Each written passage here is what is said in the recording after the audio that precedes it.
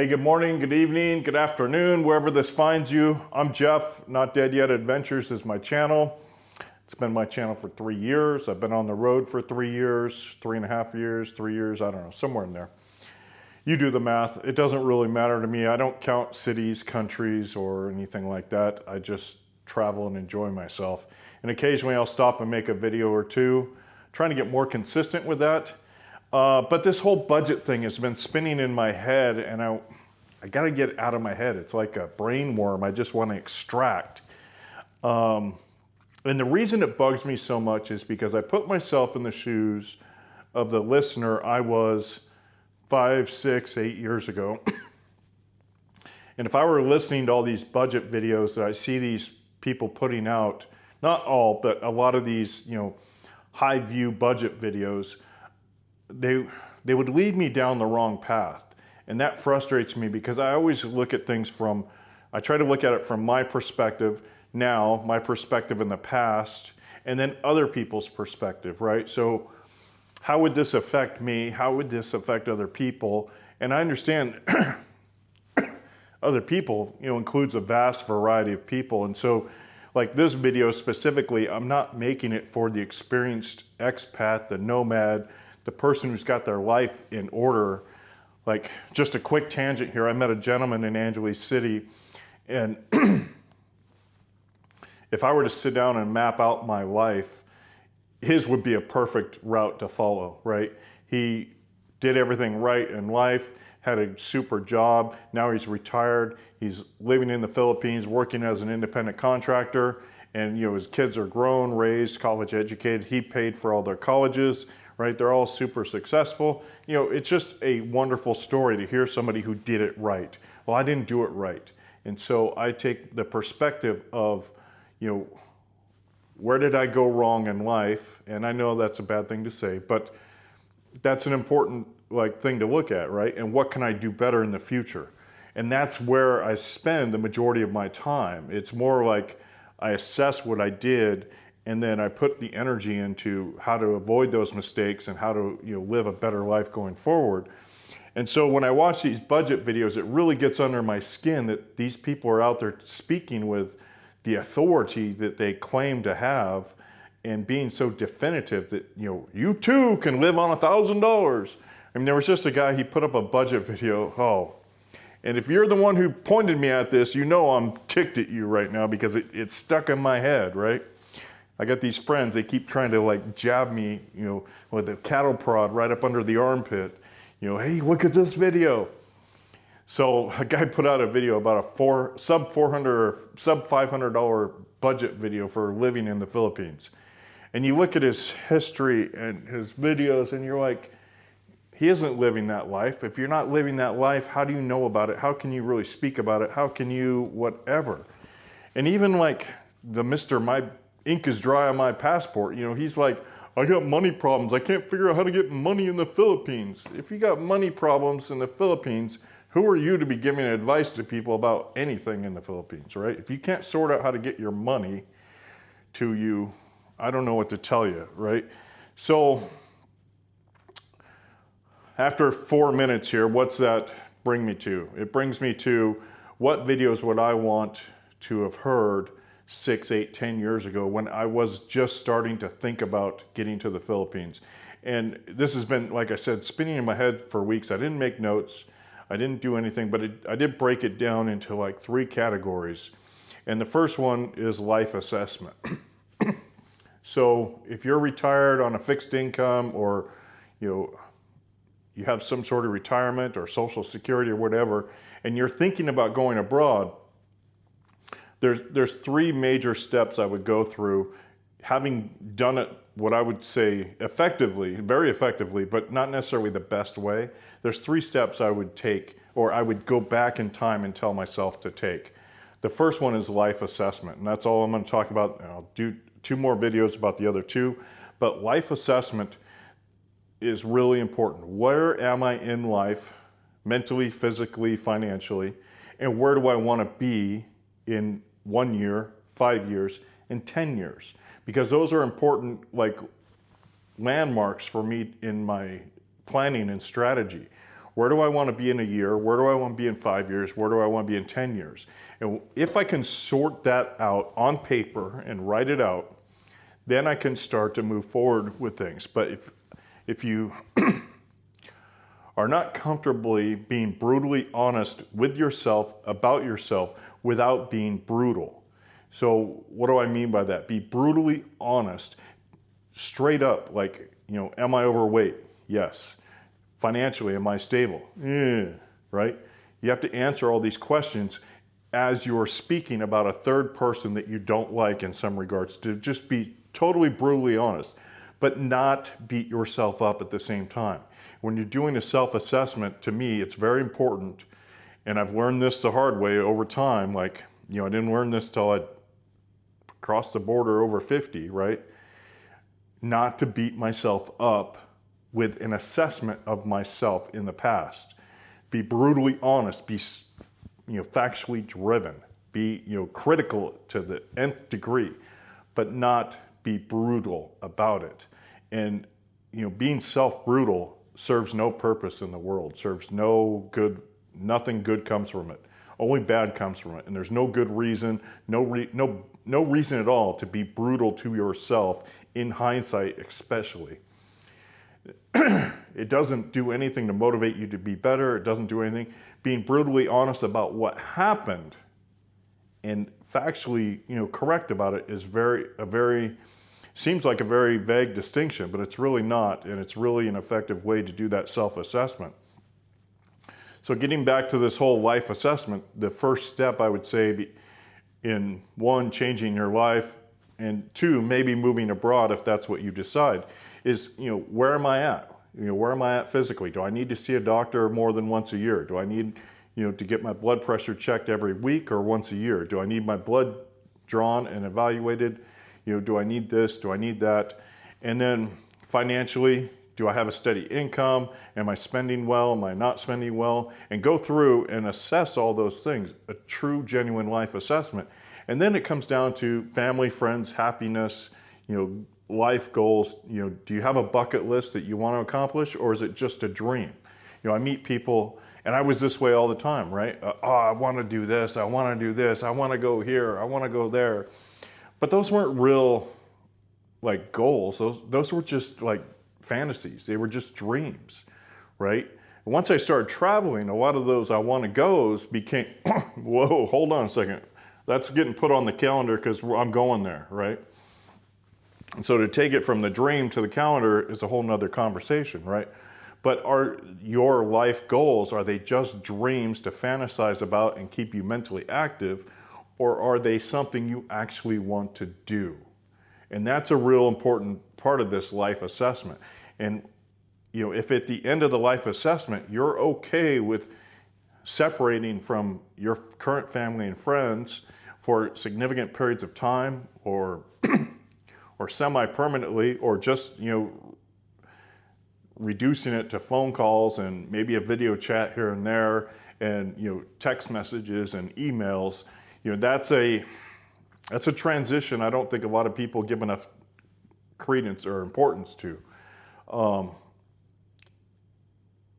And I think that's really one of the most important. Are you going to be mentally happy? Are you going to be happy making new friends? Are you going to be able to go make new friends? Are you going to,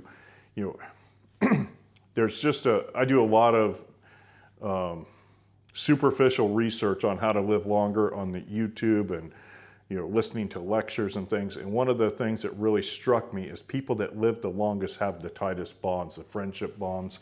They have obligations extending into their sunset years, whether it's to family, friends, or goals, or they have some sort of obligation, whether it's, like I said, familial or friends, or something, right? Something that they feel obligated to take action or do something or support or help or just be there, right?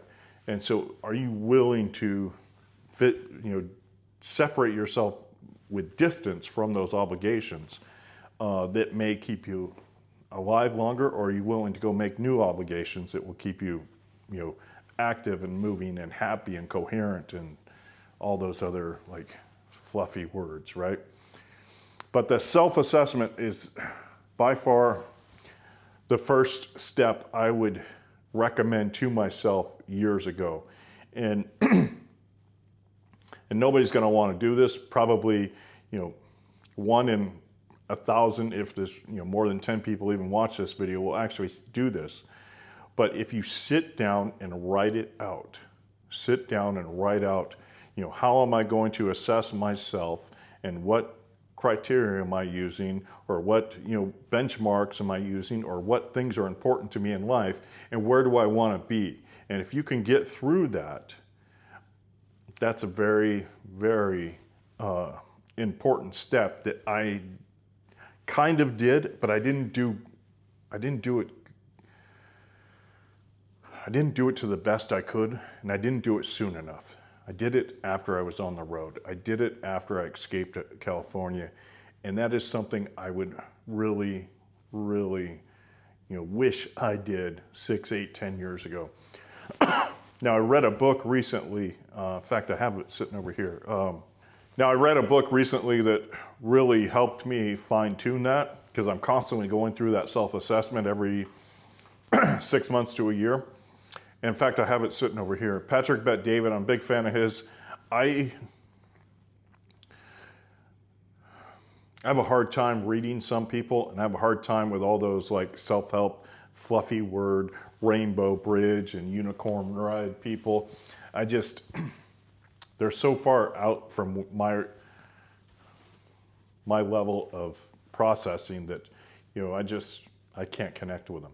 But reading business books, for some reason, I can break it down and take, okay, this concept, I can apply that to my life. This concept, I can apply that to travel, and being able to read things about other concepts and being able to apply it back to my life. When I read something about like how to plan a trip, or how to, plan your life, or, assess your life, it doesn't hit home with me. I get more out of watching narrated chess games than, most of those books. I don't know why, just a loose screw, I think. But Your Next 5 Moves by Patrick Bet-David, it's all about writing a business plan. And it's written very simply, very plainly spoken, which helps me a lot. It's a real easy read. But taking that and reading it and applying it to my life has had, a significant impact. So there's a ton of self-help books out there that can help you do a self-evaluation. But whether or not they hit home is up to you. And I would definitely recommend finding something that will help guide you through a self-evaluation in any way, shape, or form, or even just, write it out yourself. But the self-evaluation to decide, like, do I want to move forward in this process, I think is really key. And assessing where I'm at and where I want to be was really a step I kind of glanced over. Assessing where I was at and where I wanted to go, or where I wanted to be in 3, 5, 10 years, was a step I just, glanced over. And it really would have helped me out a lot.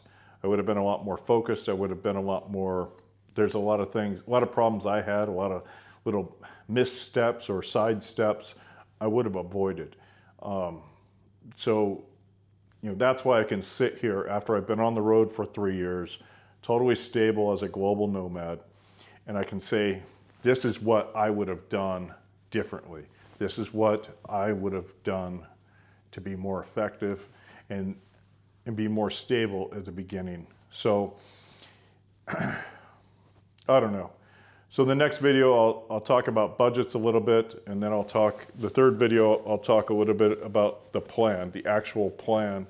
And those, to me, are the 3 steps really to get up and out of the chair and get out and explore the world. Or you don't have to leave America. You don't have to get out of your chair and go explore the world. You can get out of your chair and just go be more active. For me, this isn't so much about,